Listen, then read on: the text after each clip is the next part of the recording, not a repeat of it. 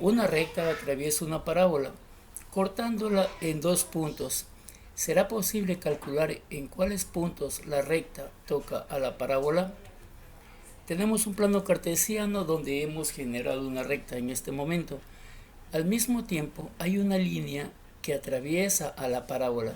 La pregunta es, ¿podremos calcular esos puntos donde la recta coincide con la parábola? Bienvenidos a Matemática. Esta ocasión dedicaremos nuestra clase a Apolonio de Perge, que nació en el 262 a.C. y falleció en el año 190 a.C. Fue de Alejandría. Ese lugar es cuna de muchos filósofos de aquella época. Fue geómetra y astrónomo. Fue conocido por su obra Secciones cónicas y es quien le dio el nombre a la elipse, a la parábola, hipérbola o a las figuras que conocemos actualmente, y de pronto en segundo año las podremos estudiar. Logró solucionar la ecuación general de segundo grado mediante la geometría cónica. Tuvo la oportunidad de escribir 8 libros y se le conoce en la historia de la matemática como el gran geómetra. A él va dedicada esta clase. Vamos a ver hoy la posición relativa entre una recta y una parábola. Cuando una línea recta corta a una parábola en uno o dos puntos, es posible calcular los puntos exactos donde la corta. Ejemplo, ahí tenemos una parábola que se abre hacia abajo. Ahora tenemos dos tipos diferentes de rectas. Una que la cruza en dos partes de izquierda a derecha y otra que apenas toca un punto de la curva de la parábola. Entonces podemos demostrar si esa recta corta o no corta a la parábola en base a la imagen y al resultado que estamos viendo.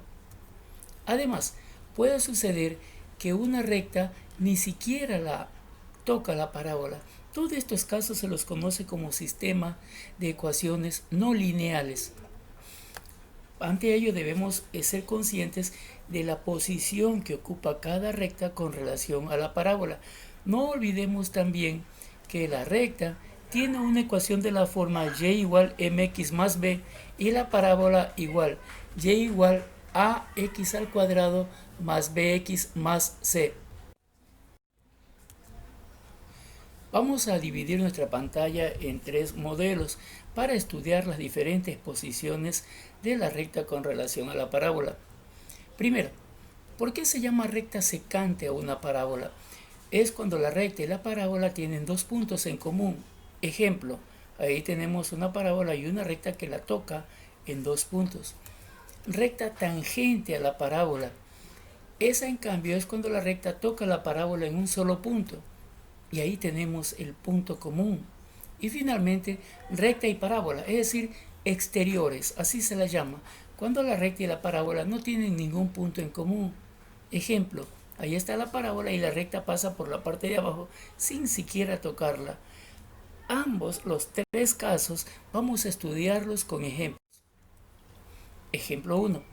Calcular, primero en forma analítica y luego en forma gráfica, qué tipo de relación existe entre las siguientes ecuaciones. Aquí tenemos una ecuación que obviamente va a generar una función si cambiamos los valores de x. Y igual x al cuadrado menos 4x más 1 y y igual x más 1.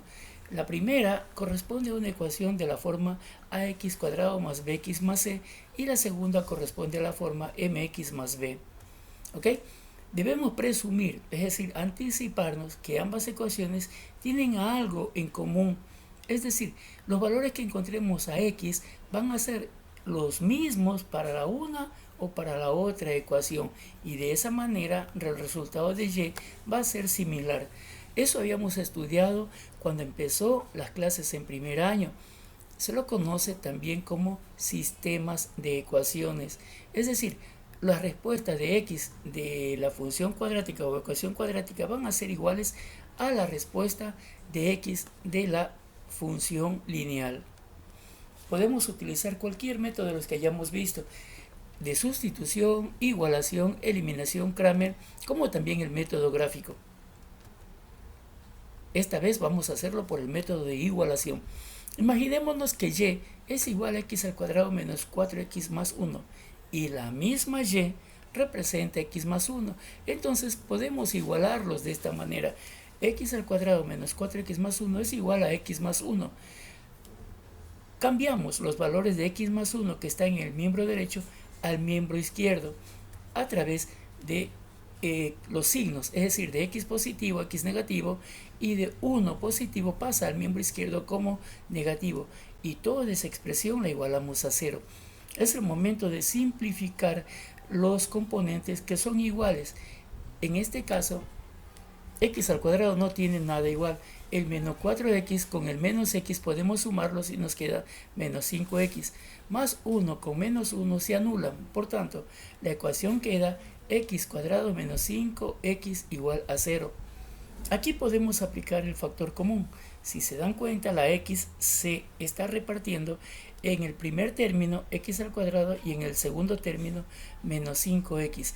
Extraemos el factor común y nos queda x igual x menos 5. Es el momento de aplicar el teorema del factor nulo, que nos indica cuando se multiplica dos polinomios y la respuesta es 0, uno de los dos necesariamente tiene que ser 0. Entonces, asumiendo eso, x va a ser igual a 0. Ya tenemos el primer valor, x igual a 0. El segundo, x menos 5 es igual a 0. Como queremos buscar el valor de x, nos queda x igual a 5. Aquí tenemos los valores de x. Para el primer caso va a valer 0 y el segundo 5. ¿Qué tenemos que hacer ahora? Tenemos que reemplazar esos valores, cada uno, en cualquiera de las dos ecuaciones que tenemos arriba. La más práctica es en la ecuación inferior, y igual x más 1. Entonces, si x vale 0, 0 más 1, la respuesta sería 1. Por tanto, cuando x vale 0, y vale 1. En el segundo caso, si x vale 5, quedaría 5 más 1. Y vale 6. Por tanto, el segundo par cartesiano sería 5 para x, 6 para y. No nos conformemos con la parte analítica, analicemos también en forma gráfica.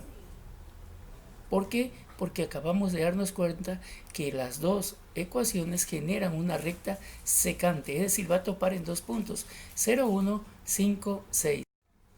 Ahí está nuestra expresión.